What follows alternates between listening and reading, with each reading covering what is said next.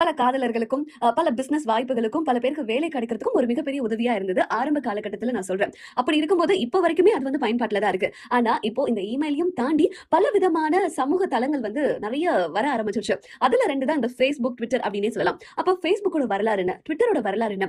இமெயில்ல இருந்து Facebook எப்படி மாறுச்சு? இப்ப எத்தனை பேர் வந்து இத பயன்படுத்துறாங்க?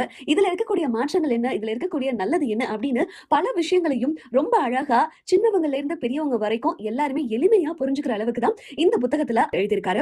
இன்னும் சொல்லப்போனா இந்த இமெயில்ல இருக்கக்கூடிய சின்ன சின்ன நுணுக்கங்களை கூட ரொம்ப கவனிச்சு இந்த மாதிரியான அட்வான்ஸ்டு விஷயங்கள் கூட இப்ப இருக்கக்கூடிய இந்த இமெயில்ல இருக்கு. அந்த காலத்துல அது அப்படி இருந்தது அப்படின்றத கூட ரொம்ப அழகாவே இந்த புத்தகத்துல சொல்லியிருக்காங்க. சோ இப்போ நீங்க இந்த புத்தகத்தை பத்தி தான் கேட்க போறீங்க. இந்த புத்தகத்தோட ஆசிரியர் என்ன சொல்லியிருக்காங்களோ அதுதான் உங்களுக்காக நான் சொல்ல போறேன். இந்த புத்தகத்தை படிக்கும்போது கண்டிப்பா உங்களுக்கு ஒரு தெளிவான விஷயம் வந்து புரியும். இமெயில், Facebook, Twitter இதெல்லாம் அப்ப ஆரம்ப காலகட்டத்துல எப்படி இருந்தது, இப்ப நம்மள எப்படி ஆட்டி படைக்குது அப்படின்ற ஒரு விஷயத்தை நீங்களே புரிஞ்சுப்பீங்க. சரி, புத்தகத்துக்குள்ள போலாமா?